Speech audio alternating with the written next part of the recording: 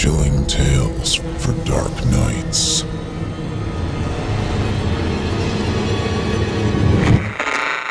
Want to make sure you never miss a Chilling Tales for Dark Nights video again?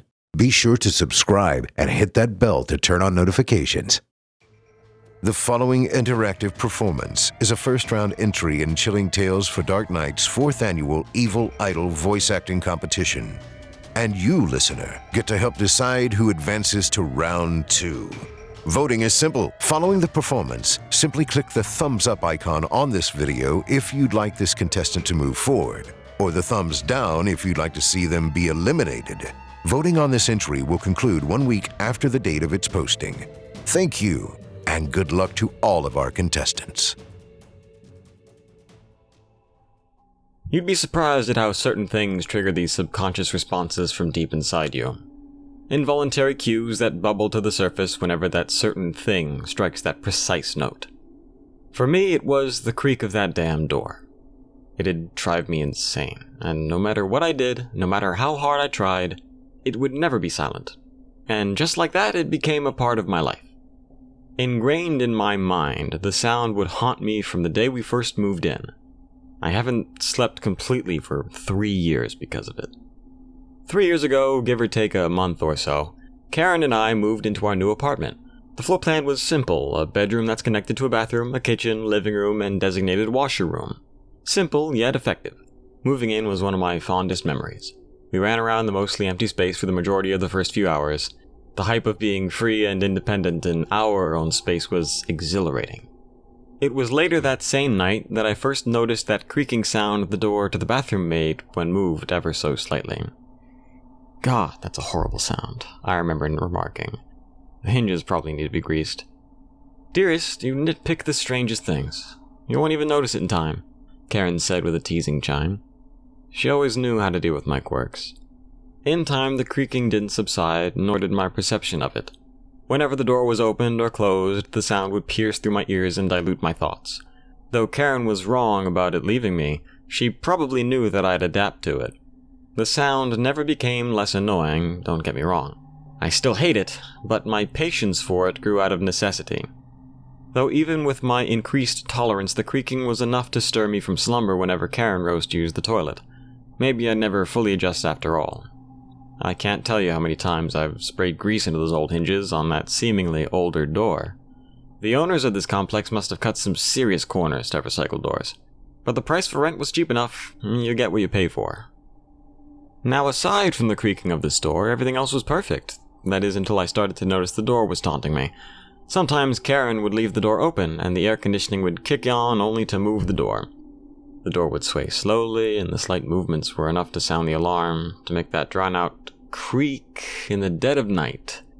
That sound would scratch at my brain until I rose from the bed and closed the door. Sure enough, like some sick joke, the door would seem to open itself by some sort of magic.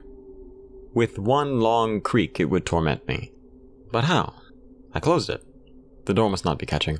So, more firmly, I'd close it, and that'd be the end of that. Every time I had to do this dance with the door, and I've done this frequently, I felt a strong sense of unease well up in my chest. It was as though I was 5 years old again, and I was peering into a pitch-black hallway. The fear felt reminiscent of those days, and so I pushed it out of my mind. I'm too old to be afraid of the dark still. I talked to Karen about these occurrences and my unease with the situation, and she'd just jokingly dismiss it, teasing me. Oh, honey, should I start checking the bathroom for monsters and oogie boogie? She'd say with a smile, which faded when she'd see my expression wouldn't change. She meant well enough, and usually her humor would be returned with a quip of my own, but this was different. I couldn't shake this feeling, so it was then that we got into the habit of securing that door at night, though that never actually worked. Every night it was the same. I'd never fully sleep because of the creak. During the day it posed no threat outside of annoying me. Life moved on, and so did we. It became easier with time, but from time to time there would be instances where I would hear the creak once more, and neither Karen nor I were up to open the door. When I would groggily glance up to see if the door somehow forced itself ajar, I'd see a closed door. Maybe I'm just imagining things, or maybe not. One time, on a restless night, I heard the creak, and without sleep to blind me, I jolted up to see what I can only describe as a slate-white face. but it had no discernible features. I reeled back hard enough to smack against the headboard of my bed, which caused me to choke on the gasp of air I had drawn in. The choking noise, or maybe the back of the headboard crashing against the wall, or maybe it was just the sudden movement of all this happening at once, woke Karen up with a start. When she turned to me, she saw my face pale and my eyes unsteadily staring at the door, which was closed. I could tell that Karen was concerned because she started to treat me with tender care. It was a little insulting. I wasn't fragile. I know I saw something, or did I just dream it all up? I hadn't slept well since we moved in. No other incidents occurred after that. The door still creaked. Sometimes it'd pry open because it was on a crack. Nothing like that night, though. By the third year, Karen went to a conference for something or another in England, and I was alone in the apartment for a month. All went by smoothly, perhaps because I expected the worst. With work and games to keep me busy, the first 3 days sailed by like a gem. I hardly noticed the creaks, though they did wake me. Then there it was, without fail, a long, drawn-out, high-pitched creak. I had been playing games all night. It probably was a bad idea to delve into the horror genre when I'm all alone and paranoid, but it was the newest Quiet Rise game. And it was scary as hell. Just as I laid my head to rest, it sounded like the devil's very own grinding teeth that tormented me with its wicked shriek. It let out a second shrill note as though daring me to glance up. Click. The door closed. The fuck was that? I managed to utter softly. Am I just dreaming things up again? I remember thinking, or rather praying. My chest ached as I drew rapid breaths from under my blanket. I could feel every single strand of hair on my neck and arms prick up at once. I felt an overwhelmingly, yet cold, pressure bear down my throat and crush my chest. I wanted to believe it was nothing more than my overactive imagination, jumping into extremes in the dead of night because I stayed up a little too long. So I didn't dare move. I was safe in my blanket, this I'd like to believe. Eventually sleep caught me, though it was fitful, and before I knew it the light of the morning breached my eyes. I lived to see another day. No more horror games, though. I didn't tell Karen about what happened. I didn't want her to worry. I just ignored it. The next night nothing happened, so my mind must have played a foul trick on me, right? The night after, I managed to get to sleep quickly. I was exhausted after work and the day went well. Sleep was going to be rewarding. I could feel it taking me already. A few hours into that unfulfilling rest, I felt something tug at the back of my mind. It felt sharp, like a little clawed hand was pinching the softest part of my subconscious and pulling firmly. It was uncomfortable. The feeling was enough to break my already frail slumber and make me painfully aware of my environment all at once. Reluctantly, I opened my eyes and dazedly lifted my gaze to the door. The door was wide open. Wide fucking open. But nothing was there. At first, my sleep-deprived mind made me call out, "Karen?" But the inquisition was fruitless. It dawned on me she had been gone for nearly a week. I felt like I wanted to cry out, curse whatever cruel person installed this demonic door. Instead, I just rolled over. I didn't have the energy to fight it. The next day, I studied the door thoroughly. Nothing made sense. There should be no reason for it to open every night. I looked around the bathroom area and tried to find some source that could be causing this. Maybe someone was playing a prank on me. Maybe Karen had been up to something the whole time. I couldn't find a thing. The days went on after that, and days turned into weeks, 3 weeks in, and still I couldn't sleep peacefully.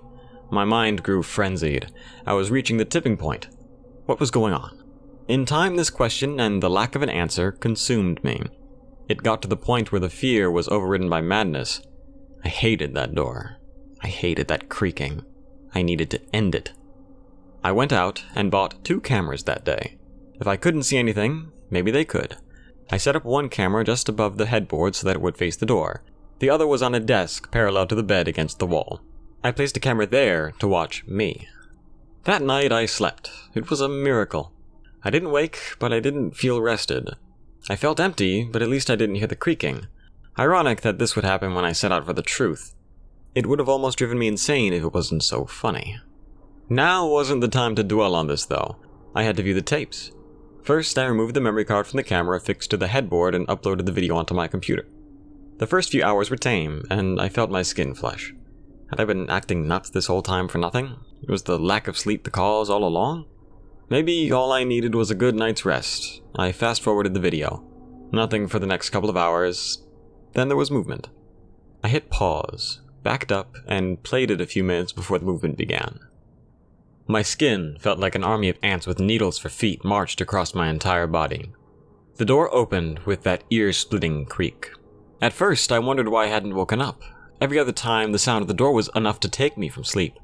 These thoughts were washed away from me instantly as I saw it. The door had not opened on its own.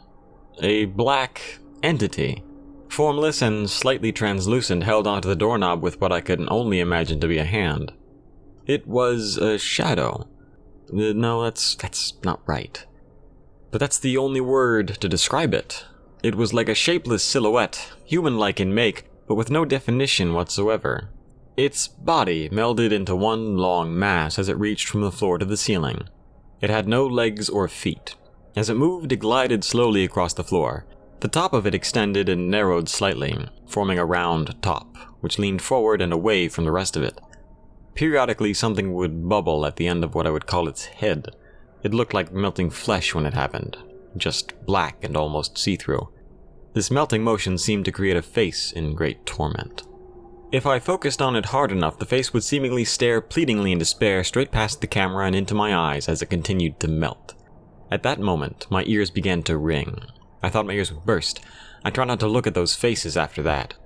It moved toward my bed. Why didn't I wake? The shadowed thing finally took a spot by my bed. It hovered over me as its arms sank into its body. There it stood idle. I felt my stomach churn violently. I retched, nearly falling over as I fought back the heaves and continued watching the video. The only movement was from the continual emerging and melting of that tormented face. Its eyes never left me through this cycle though, and that unsettled me most of all. More appeared through the opened doorway now, one after the other, and with each one that passed through the door cried out with another howling creak. I never budged. I never moved. I was completely oblivious. They all had continually melting faces, which all bore a different face of agony, pain, anguish, all of them different, and yet all inspired the same feeling of dread deep inside me. Each one would take a place standing next to the one before it until they circled my bed completely. They stared, never moving, for 2 whole hours. Just as I thought I could stomach no more, I saw something emerging from the back.